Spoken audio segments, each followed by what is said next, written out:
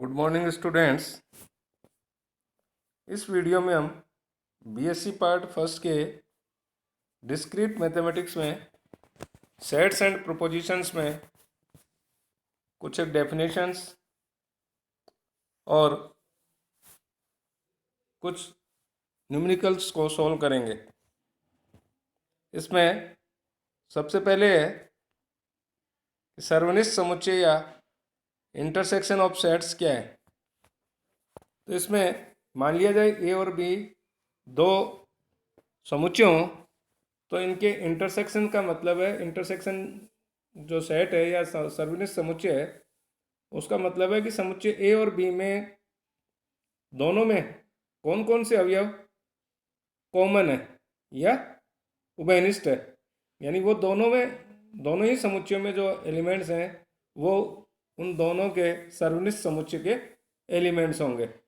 और ए और बी का जो सर्वनिष्ठ समुच्चय है उसको ए इंटरसेक्शन बी इससे व्यक्त करते हैं। अर्थात A intersection B equals to क्या हुआ, set of all x such that x belongs to A and x belongs to B. अब जैसे एग्जाम्पल के रूप में लें तो समुच्चय ए इक्वल्स टू मान लिया 1 2 3 4 5 और समुच्चय बी ले रहे हैं जिसके एलिमेंट्स हैं 2 3 6 और 7। तो अब समुच्चय ए में और समुच्चय बी में जो एलिमेंट्स कॉमन है वो क्या क्या है, 2 और 3। इसलिए ए इंटरसेक्शन बी का जो समुच्चय है उसमें क्या है, 2 और 3। इसी तरीके से ये समुच्चय ए इंटरसेक्शन बी का वेन डायग्राम हो गया। अब इसमें ए और बी के जो एलिमेंट्स हैं वो आ रहे हैं और साथ में ये वाले हैं ए और बी में जो कॉमन एलिमेंट्स हैं वो, यानी ये ए इंटरसेक्शन बी का एक वेन डायग्राम हो गया। अब है सर्वनिष्ठ समुच्चयों की कुछ एक प्रॉपर्टीज। तो जैसे ए और ए का इंटरसेक्शन लें तो ए और ए में कौन से एलिमेंट्स होंगे, ए के जो एलिमेंट्स है वही होंगे। तो A intersection A equals to क्या हो जाएगा, ए के इक्वली, जिसको कि हम वर्गक्षम नियम बोलते हैं। इसी तरीके से समुच्चय ए में और रिक्त समुच्चय में कौन से एलिमेंट कॉमन होंगे, उसमें एक भी एलिमेंट कॉमन नहीं होगा, इसलिए A intersection phi equals to क्या हो गया, फाई के बराबर। इसी तरीके से कि ए इंटरसेक्शन यू मीन्स सार्वत्रिक समुच्चय, तो ए और यू में कॉमन एलिमेंट्स कौन से होंगे, जो ए के एलिमेंट्स हैं। तो ए इंटरसेक्शन यू का मान क्या हो गया, समुच्चय ए के इक्वल। इसी तरीके से इंटरसेक्शन वाले जो समुच्चय हैं, समुच्चयों में इंटरसेक्शन वाली संक्रिया ये क्रम विनिमयता की प्रॉपर्टी को सेटिस्फाई करेगी। तो A intersection B equals to B intersection A हो जाएगा। साथ ही ए इंटरसेक्शन बी, ए और बी में जो कॉमन एलिमेंट्स हैं वो ए के भी एलिमेंट्स होंगे और समुच्चय बी के भी एलिमेंट्स होंगे। तो ए इंटरसेक्शन बी ए का भी सबसेट होगा और ए इंटरसेक्शन बी समुच्चय बी का भी सबसेट होगा। इसी तरीके से यदि ए बी का सबसेट है then A subset of B implies and again imply A intersection B equals to क्या हो जाएगा, ए के बराबर, क्योंकि ए बी का सबसेट है। इसका मतलब ए के जितने भी एलिमेंट्स हैं वो सभी बी के भी एलिमेंट्स हैं, इसलिए ए इंटरसेक्शन बी समुच्चय ए के इक्वल आएगा। इसी तरीके से यदि ए सी का सबसेट हो और बी भी सी का सबसेट हो तो ए इंटरसेक्शन बी भी सी का सबसेट हो जाएगा। साथ ही ए इंटरसेक्शन ए डैश का मतलब है ए का पूरक समुच्चय। ए का पूरक समुच्चय का मतलब जो एलिमेंट ए के एलिमेंट नहीं है, तो ए में और जो एलिमेंट ए के नहीं है उनमें जो कॉमन एलिमेंट्स होंगे वो एक भी नहीं होंगे। तो ए इंटरसेक्शन ए डैश ये किसके बराबर आ जाएगा, फाई के बराबर। इसी तरीके से समुच्चयों में जो इंटरसेक्शन वाली जो संक्रिया है ये साचर्यता की प्रॉपर्टी को भी सेटिस्फाई करती है। अब हमें सिद्ध करना है कि A intersection B intersection C equals to क्या होगा, A intersection B intersection C के बराबर। तो इसके लिए हम मान लेते हैं कि एक्स समुच्चय A intersection B intersection C का एक एलिमेंट है। तो जब X A intersection B intersection C का एलिमेंट है तो इसके इंटरसेक्शन की डेफिनेशन से क्या होगा कि x belongs to A intersection B and x belongs to C. अब x belongs to A intersection B का मतलब हो गया x belongs to A and x belongs to B and x belongs to C है ही, इसलिए अब इसको हम यूँ भी लिख सकते हैं कि x belongs to A and x belongs to B, x belongs to C, या this implies x belongs to A and x belongs to B intersection C। तो x belongs to A और x belongs to B intersection C, इसका मतलब हो गया कि x belongs to A intersection B intersection C, अर्थात A intersection B intersection C it is subset of A intersection B intersection C। इसे हम equation number first मान लेते हैं। अब फिर से हम ये मान के चलते हैं कि x belongs to A intersection B intersection C, यानी x A intersection B intersection C का एलिमेंट ले लिया।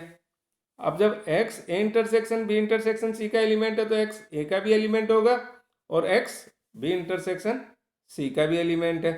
अब x ए का एलिमेंट तो है ही, x बी इंटरसेक्शन सी का एलिमेंट होने का मतलब है कि x बी का भी एलिमेंट है और x सी का भी एलिमेंट है। अब इसको इस तरीके से भी लिख सकते हैं कि x बिलोंग्स टू ए तथा x बिलोंग्स टू बी और साथ में ही तथा x बिलोंग्स टू सी भी है। अब x belongs to A and x belongs to B का मतलब हो गया x belongs to A intersection B और साथ ही x बिलोंग्स टू सी भी है, तो इसका मतलब हुआ कि x belongs to A intersection B intersection C, यानी x जो कि A intersection B intersection C का एलिमेंट था वो A intersection B intersection C का भी एलिमेंट हो गया। It means A intersection B intersection C it is subset of A intersection B intersection C आ गया। ये इक्वेशन नंबर फर्स्ट और सेकंड से ये एक दूसरे के सबसेट हो रहे हैं, इसलिए हम कह सकते हैं कि A intersection B intersection C equals to होगा A intersection B intersection C. आगे अंतर समुच्चय क्या है? अंतर समुच्चय है कि दो समुच्चय हैं, अगर ए और बी दो समुच्चय हो तो ए और बी के अंतर समुच्चय ए माइनस बी का क्या मतलब है कि ए माइनस बी में समुच्चय ए के वो सभी एलिमेंट्स होंगे जो कि बी के एलिमेंट्स नहीं हो। ए माइनस बी में समुच्चय ए के वो सभी एलिमेंट्स होंगे जो समुच्चय बी के एलिमेंट नहीं है। अर्थात ए माइनस बी का क्या मतलब हुआ? A minus B means set of all x such that x belongs to A and x does not belongs to B. अर्थात हम कह सकते हैं कहते हैं x belongs to A minus B means this implies and again imply x belongs to a and x does not belongs to b। यानी अगर x a minus B का एलिमेंट है तो इसका मतलब है कि x a का एलिमेंट तो है लेकिन x b का एलिमेंट नहीं है। या हम यह भी कह सकते हैं कि अगर x a का एलिमेंट है और x b का एलिमेंट नहीं है तो it means x a minus B का एलिमेंट होगा। इसी तरीके से b और a का अंतर समुच्चय यानी b माइनस a, तो b माइनस ए में समुच्चय b के वो सभी एलिमेंट्स होंगे जो कि समुच्चय ए के अवयव जो कि समुच्चय ए में नहीं होंगे।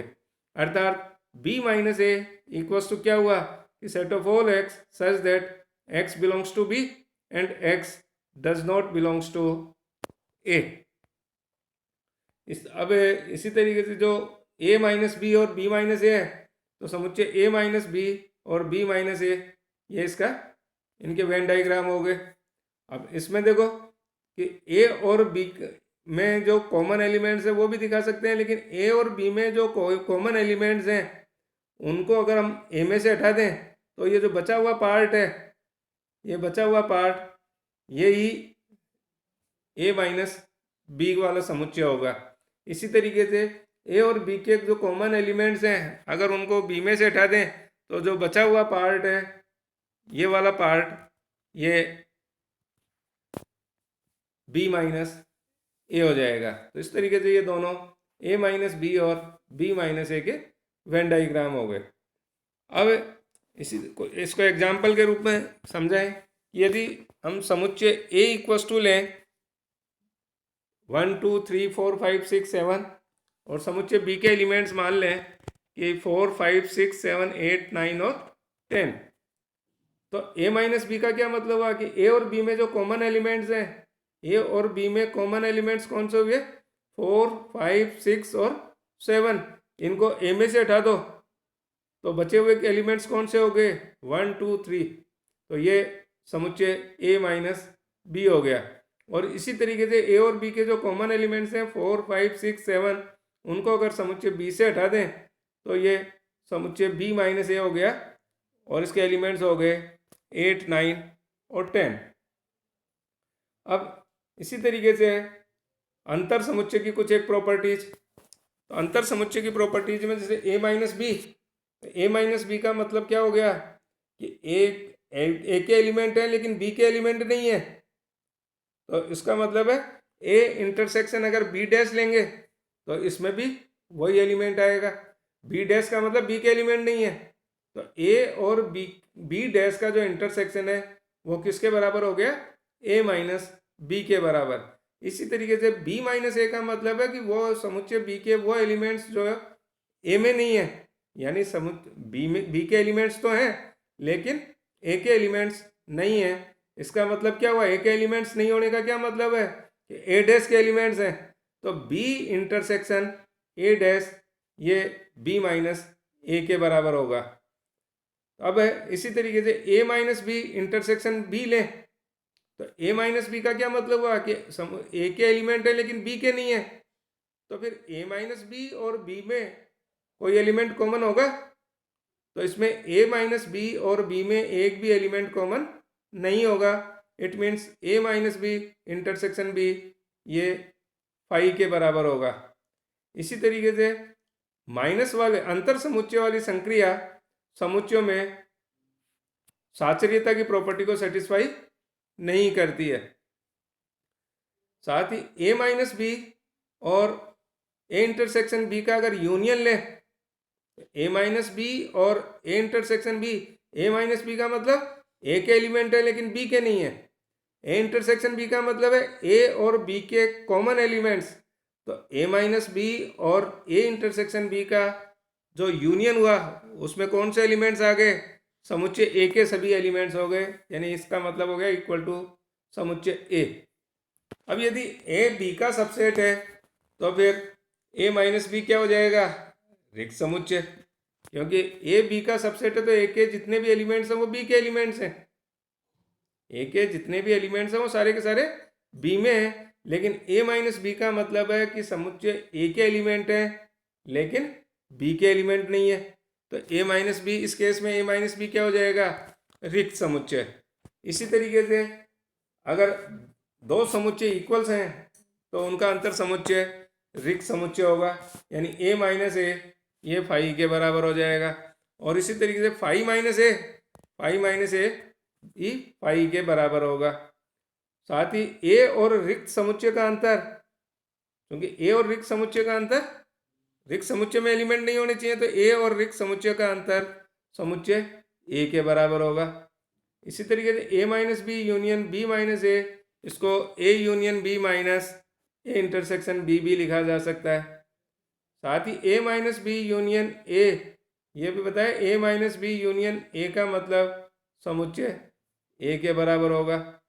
इसी तरीके से A minus B union C, ये A minus B intersection A minus C के बराबर हो जाता है। और साथ ही A minus B intersection C, ये A minus B union A minus C के बराबर होगा। आगे विसंगीत समुच्चय या डिसजॉइंट सेट्स या असंयुक्त समुच्चय। तो दो समुच्चय ए और बी ये डिसजॉइंट सेट्स या असंयुक्त समुच्चय या विसंगीत समुच्चय कब कहलाएंगे? जब उनमें एक भी एलिमेंट कॉमन नहीं हो, एक भी एलिमेंट इनमें उभयनिष्ठ नहीं होगा। तो इस अर्थात ए और बी का इंटरसेक्शन अगर फाई के बराबर है, रिक्त समुच्चय के बराबर है, तो फिर ए और बी ये विसंगीत समुच्चय कहलाएंगे या डिसजॉइंट सेट्स कहलाएंगे। अब ए और बी के जो विसंगीत समुच्चय है, अगर उसका हम वेन डायग्राम देखें तो फिर ए और बी में देखो एक भी एलिमेंट कॉमन नहीं आ रहा, तो ये ए और बी के विसंगीत समुच्चय का डायग्राम हो गया। Thank you.